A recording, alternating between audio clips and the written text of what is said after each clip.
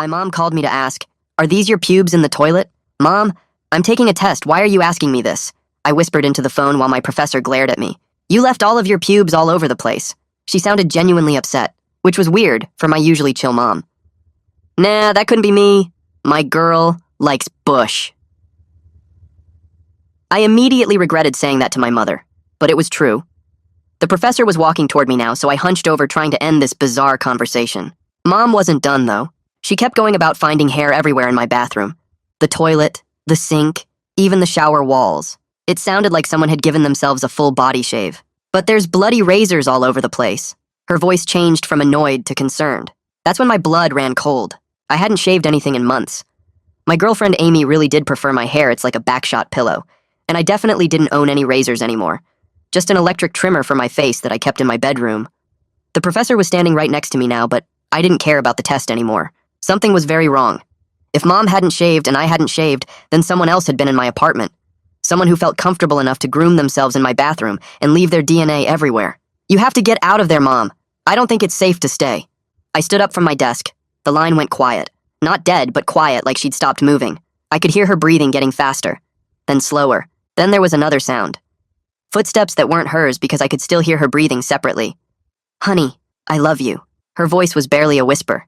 The phone clattered like she dropped it. I heard running sounds, her feet on my hardwood floors, a door slamming, maybe the bedroom or bathroom, then nothing. The call disconnected and I was left staring at my blank screen while 20 students stared at me. I ran out of the classroom and down the stairs, taking them 3 at a time. My hands shook as I called 911. The operator answered with that fake calm voice they all use. I tried to explain, but it sounded insane even to me. "Someone broke into my house and left all their pubic hair."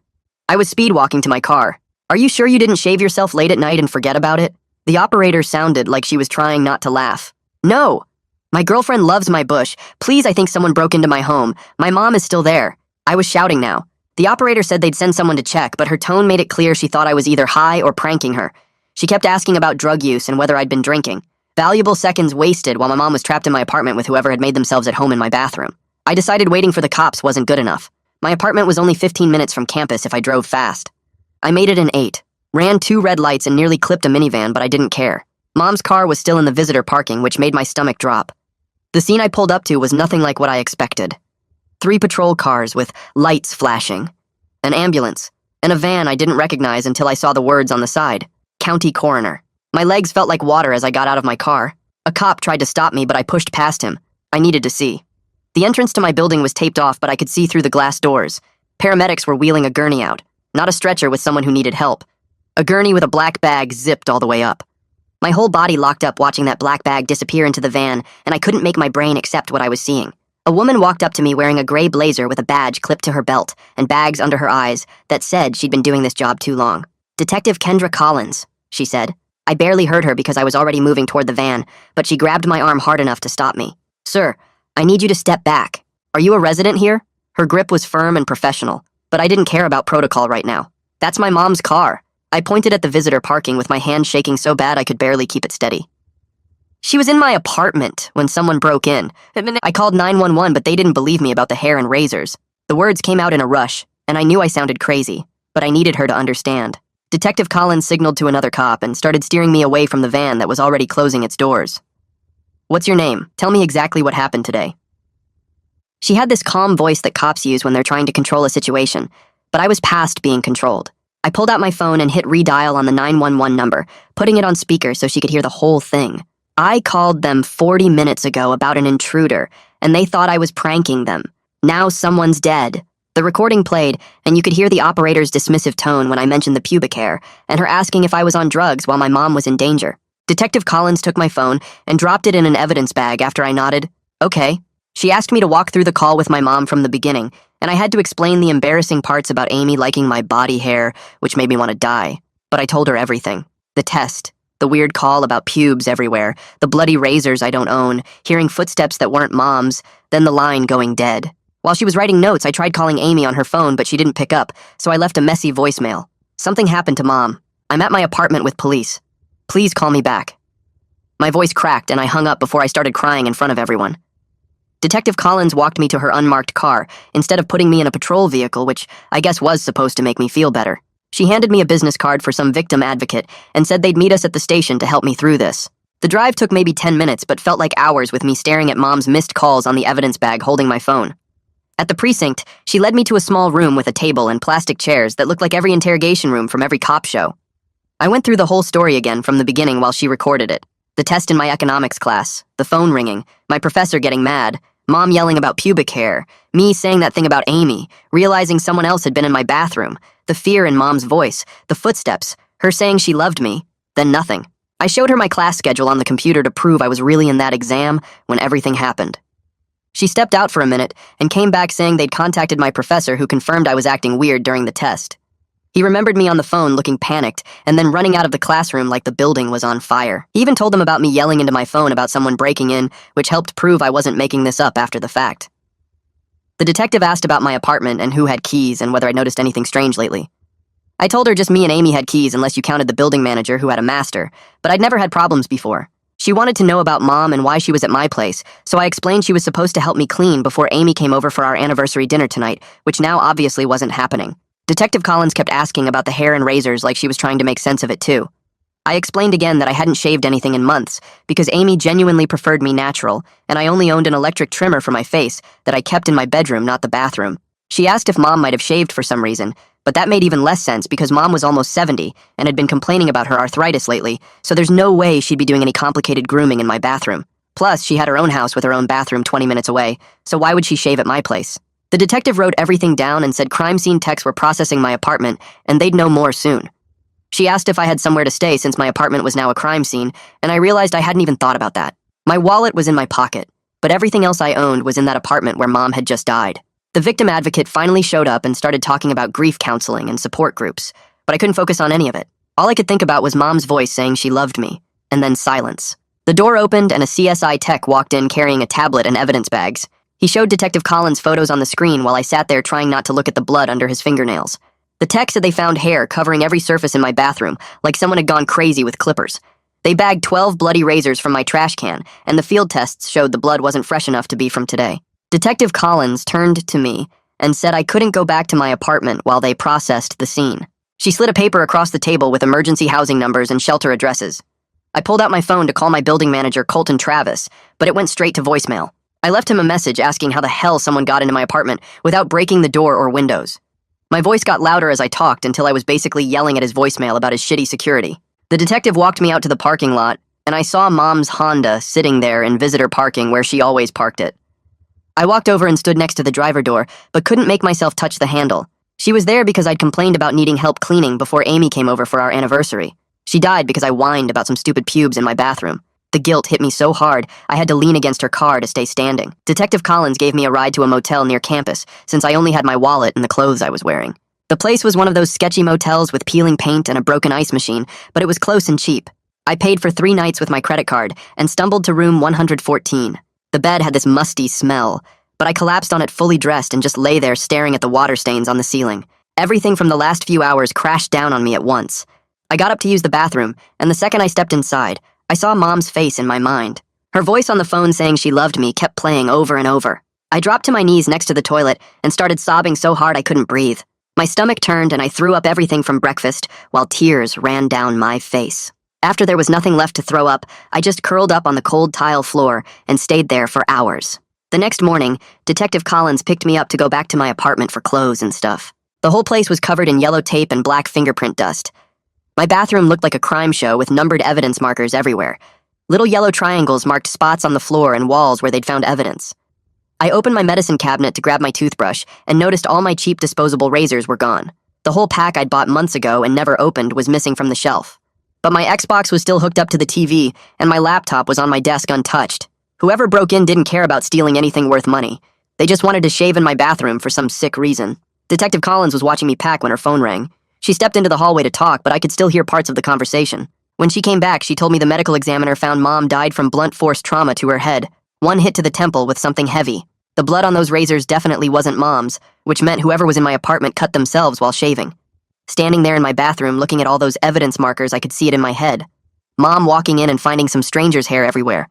Hearing footsteps behind her. Turning around to see someone she didn't know in my apartment. For the first time since this happened, the grief got pushed down by something else. pure rage at whoever did this to her. Detective Collins pulled out a DNA kit from her bag and asked if she could swab my cheek to rule me out from the evidence. I opened my mouth and let her run the cotton swab inside my cheek for 30 seconds. She sealed it in a plastic tube and wrote my name on the label while I watched her hands move. I asked if I could get copies of the 911 call I made and the dispatch logs from this morning. She shook her head and told me I'd need to file a formal records request with the county office.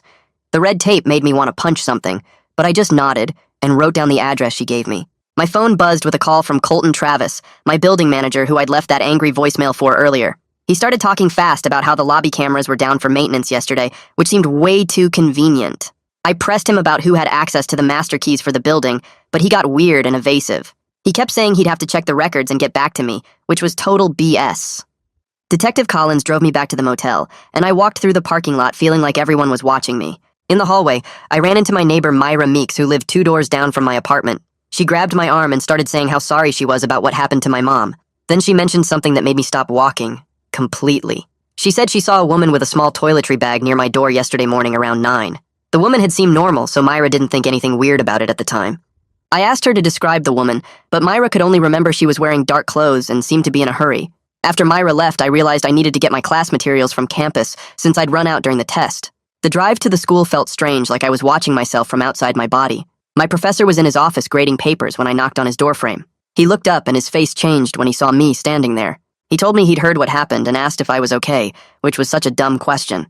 I grabbed my backpack from the classroom where I'd left it, and the test paper was still on my desk.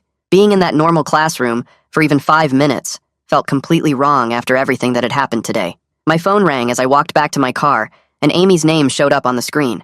I answered, and she started crying immediately, saying she'd heard about my mom from someone on campus. But then I ruined everything by asking if she'd given our spare key to anyone recently. My voice came out harsh and accusing, even though I didn't mean it that way. She got quiet and asked why I would even think she'd do something like that.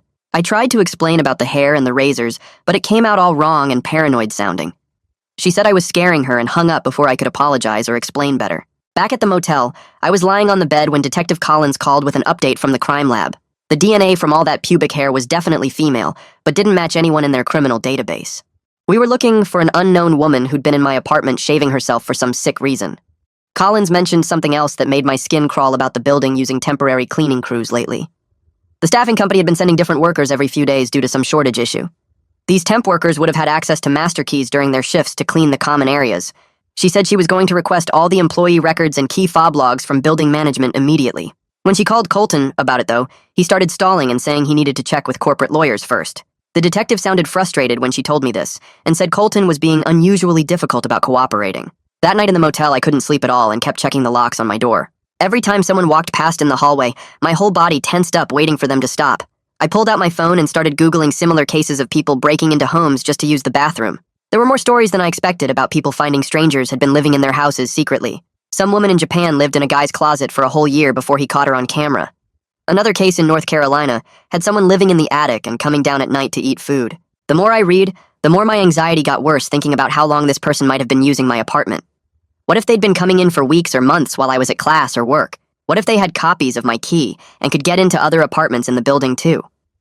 My hands were shaking as I scrolled through article after article about home invasions and stalking cases. None of them ended with the victim's mom getting killed, though, which made my situation feel even more messed up.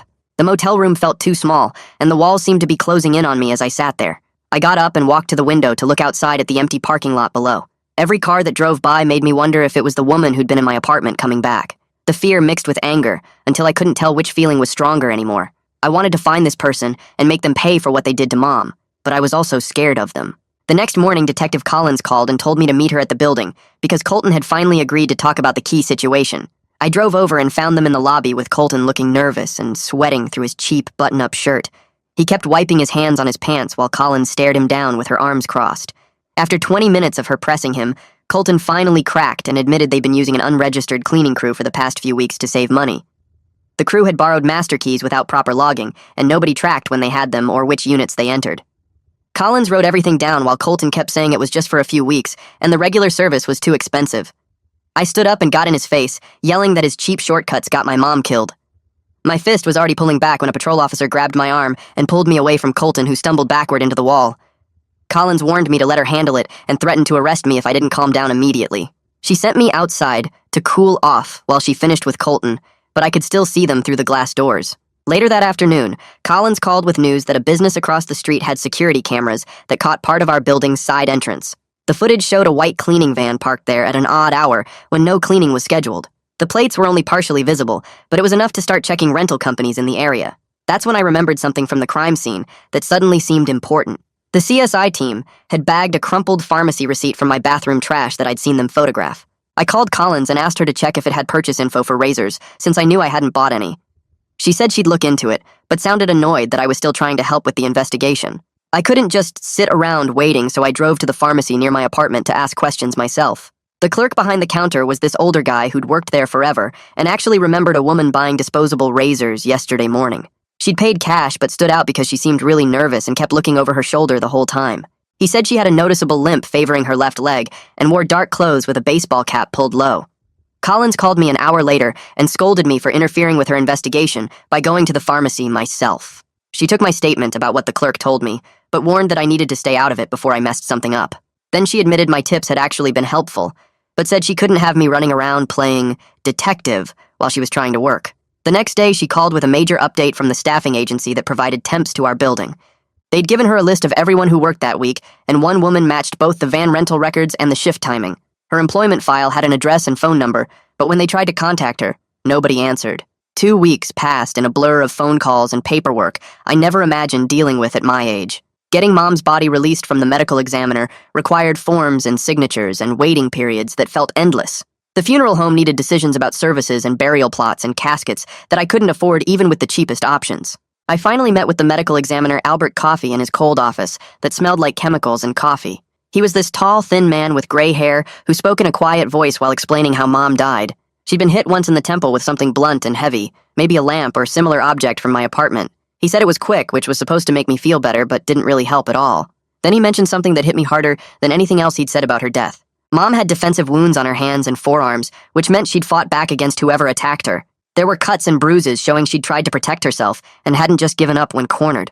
Part of me felt proud that she'd fought even while my heart broke thinking about her final moments alone with her killer. The next week, my lease renewal notice showed up in my email, and just looking at it made my chest tight. I drove to the apartment to start packing, but walking through those rooms felt like drowning in thick air. Every corner had Mom's ghost standing there, asking about the hair while footsteps crept behind her.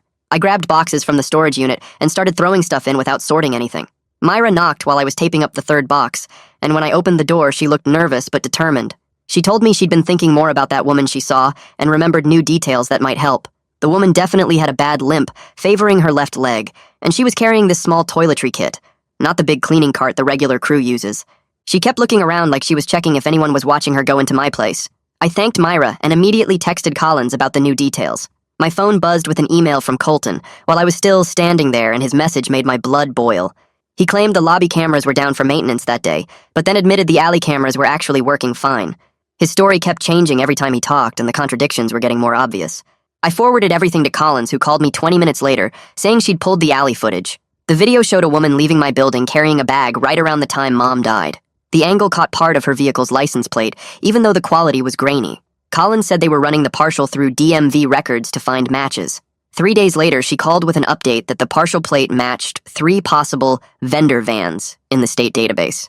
The staffing agency confirmed one of those vans was assigned to a woman who'd worked temp shifts at my building that week. They had an address on file from her employment paperwork, and Collins said they were heading there immediately. I wanted to go with them, but she shut that down hard. Later that afternoon, Collins called back, sounding frustrated, because when detectives got to the address, the woman was already gone. Her mailbox was stuffed full of past due bills and collection notices going back weeks. The neighbors said she'd disappeared about 3 weeks ago, left in the middle of the night with just a couple bags. The landlord was already trying to evict her for non-payment and had no forwarding address. The victim advocate from the prosecutor's office met me at a coffee shop near campus the next day. She was this older woman with kind eyes who explained how slow everything would move from here. Even with a suspect identified, actually finding her and making an arrest could take months. If they did catch her, the trial might not happen for a year or more because of court backlogs. She handed me pamphlets about grief counseling and victim compensation funds that might help with funeral costs. I stuffed them in my backpack without really looking at them.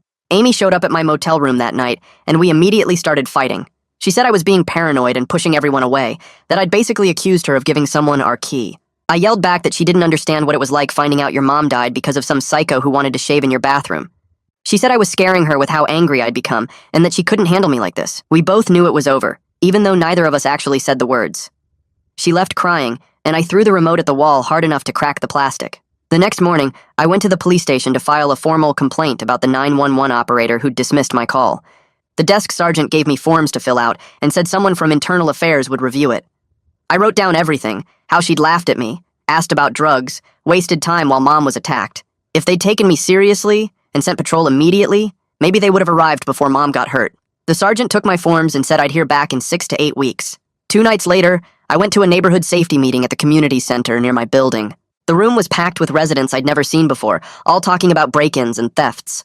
One woman said her apartment was robbed while she was at work, and management did nothing. An old man described finding strangers in the laundry room at weird hours who ran when he asked what unit they lived in. A couple said their storage unit lock was cut and expensive bikes stolen, but Colton claimed the cameras weren't working that day either. Person after person stood up, describing security failures going back months. The building's problems went way deeper than just my apartment, and Colton had been covering it up to avoid corporate getting involved. Some lawyer in the crowd started talking about a class action lawsuit and passed around a sign-up sheet. I wrote my name and left feeling sick that Mom died because of systematic neglect that everyone knew about, but nobody fixed. 3 days later, my phone rang while I was eating cold pizza in the motel room, and Myra's name popped up on the screen. She was talking so fast I could barely understand her, but I caught the important parts about seeing that same woman with the limp near our building's dumpsters right now. I told her to hang up and call 911 while I grabbed my keys and ran to my car. The drive took 12 minutes even though I was speeding the whole way, and when I pulled into the parking lot, 2 patrol cars were already there, with their lights going.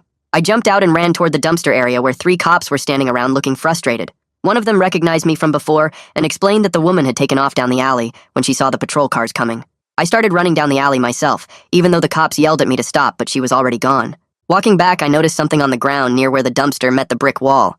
A small black toiletry bag was sitting there half open with stuff spilling out. I called the cops over and pointed without touching anything because I'd learned my lesson about evidence. They put on gloves and picked it up carefully while I watched from a few feet away. Inside the bag, they pulled out some razors still in packaging and a small piece of plastic that looked like part of an ID badge. The fragment showed part of a photo of a woman's face and the first 3 letters of a name that started with M-A-R. Detective Collins showed up 20 minutes later and took one look at the bag before telling me this was exactly what they needed to move forward. She bagged everything and said the temp agency logo on the ID fragment matched the company that supplied workers to my building. 2 weeks passed with no news until Collins called me on a Tuesday afternoon saying they'd arrested the suspect in a grocery store 2 towns over for shoplifting. The woman's fingerprints matched the ones from my bathroom, and the lab confirmed her DNA matched all that hair she'd left behind. Collins came by the motel the next day to share what she could about the interrogation, even though she wasn't supposed to tell me much. The woman had admitted to using my apartment multiple times when she thought nobody would be home because she was living in her van and needed somewhere to clean up. She said when Mom walked in on her that day, she was in the middle of shaving and just panicked. The woman claimed she only meant to push Mom out of the way so she could run, but Mom hit her head on the bathtub edge when she fell. Collins said the woman kept crying during the interrogation, saying she never meant to hurt anyone, and it was just an accident. The district attorney's office called me a week later to schedule a meeting about the charges they were filing. The prosecutor was this older guy who explained they were charging her with involuntary manslaughter and burglary, but the defense attorney was already signaling they wanted to negotiate a plea deal. He said trials were expensive and risky, and if we went to court, there was always a chance the jury might acquit her completely. The idea of her walking free made me sick, but he said a plea deal would guarantee at least some prison time. 4 months after Mom died, I stood in a courtroom reading my victim impact statement with my hands shaking so bad I could barely hold the paper. I talked about how Mom had been my biggest supporter through college and how she'd driven 2 hours just to clean my apartment because she wanted to help.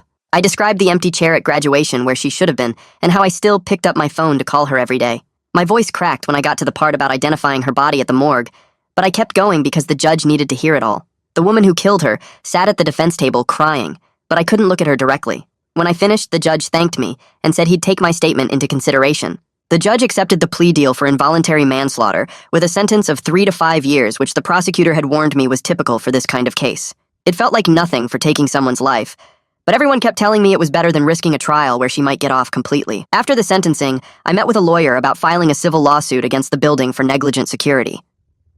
He looked through all my documentation about Colton's lies and the missing key logs and said we had a really strong case. The lawyer explained that the building's insurance company would probably want to settle rather than go to court where a jury might award even more money. He was right, because 2 months later the insurance company offered a settlement that included enough money to finish school and start over somewhere else. The catch was signing a non-disclosure agreement that meant I couldn't talk publicly about what happened or post anything online about the building's security failures. I signed it anyway, because I needed to move forward, and the money would let me transfer to a different school where nobody knew my story. Colton had already been fired by then, according to Myra, who kept me updated on building news even though I'd moved to a motel across town. The settlement money came through 3 weeks later, and I used it to pay off the rest of my lease early. Move-out day arrived on a rainy Tuesday morning, and I had to go back to the building one last time. Colton was working his last week before they replaced him with someone from a real security company. I walked into the office and put my keys on the counter without saying anything. He looked up from his computer, and our eyes met for maybe 2 seconds. Neither of us said a word beyond him, asking if I had both copies, and me saying yes. I turned around and walked out without looking back at him or the building.